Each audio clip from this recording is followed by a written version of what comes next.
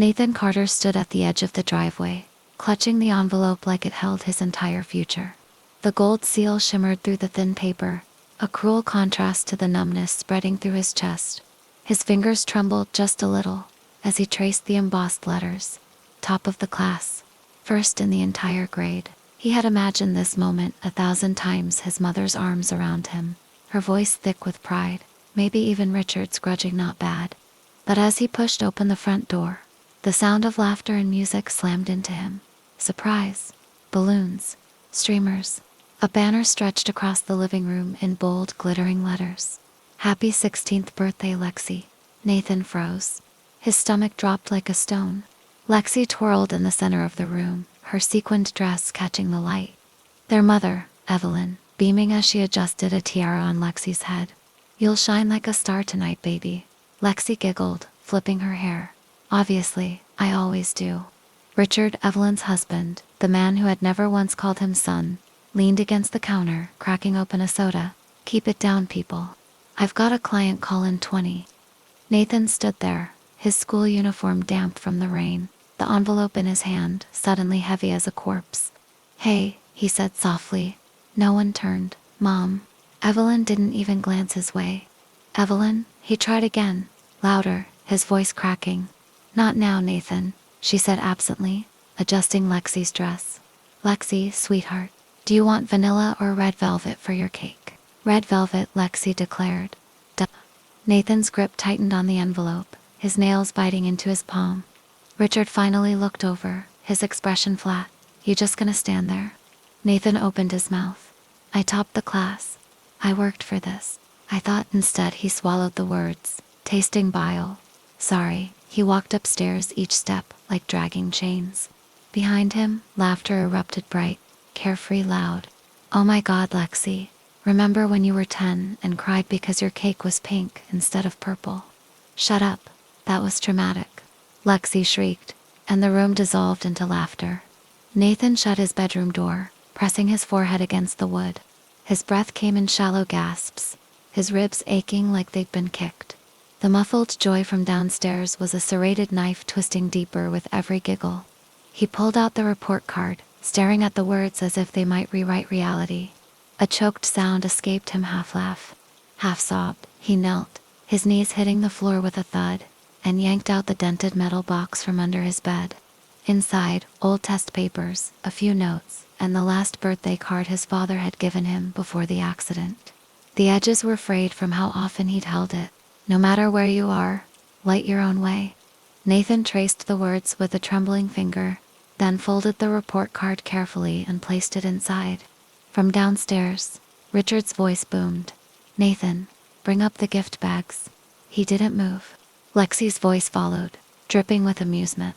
Ugh, don't bother. He's probably sulking again. Evelyn laughed. Nathan's vision blurred. He stood abruptly, yanking open his curtains. The gray sky outside mirrored the hollowness in his chest. Maybe his grandmother, Helen, would be home. She would ask about his day. She would care. But he didn't leave. A soft knock. The door creaked open before he could answer. Evelyn stood there, arms crossed. Sweetie, can you not be grumpy today? It's Lexi's birthday. Nathan turned slowly. His pulse roared in his ears. I wasn't. She cut him off, stepping inside. I know it's hard sometimes, but you have to understand this day is special for her. Just don't ruin the mood, okay? Nathan stared at her, his throat tight. I topped my class. Evelyn blinked. What? My results came out. I'm first in my grade. Silence. 1 second. 2, 3. Oh. She smiled vaguely. That's nice, honey. We'll talk about it later. Okay. Right now I need to check on the candles. She left before he could respond. Nathan sank onto his bed, the numbness giving way to a raw, knowing ache. That was it. No, I'm proud of you. No, you worked so hard. Just that's nice. Downstairs, someone yelled, Where's the lighter? Richard's reply was laced with disdain. Ask Nathan. He's probably hoarding it like a weirdo. Laughter again. Nathan lay back, his chest burning. The gold seal on his report card glinted under the dim light. I did it, Dad, he whispered to the empty room. And no one else needed to know. 3 days later, Nathan stood in front of the living room wall. Lexi's wall, where dozens of framed photos screamed her name. Lexi blowing out candles. Lexi in dance recitals. Lexi hugging Richard, captioned "My real dad." His throat tightened. "Where are my pictures?" Evelyn walked in, holding another frame, Lexi's latest birthday portrait. "Oh Nathan, you're blocking the— Why am I not up here?" His voice was quiet, dangerous. Evelyn hesitated. "What do you mean?" "I mean, there's not one photo of me on this wall. Not since I was 9. Richard snorted from the couch. "Here we go." "Nathan, world, go where?" "You always make everything about you," Richard said, flipping a magazine page. "Maybe we just like Lexi's pictures more. Is that a crime?"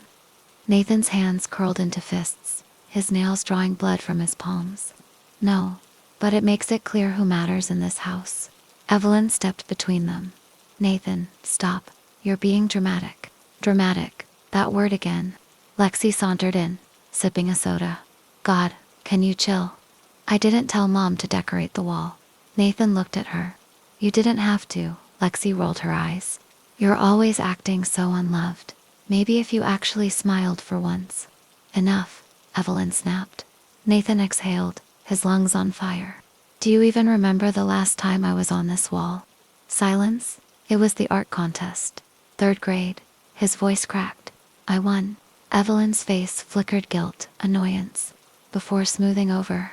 "We never meant to make you feel left out." Nathan laughed bitterly. "You didn't mean to, but you did." He turned and walked out, their voices fading behind him.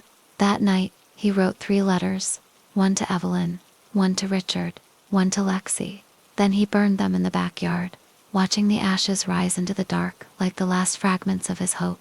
Weeks later, Nathan stood on stage at the National Youth Leadership Conference, his voice steady as he spoke about resilience.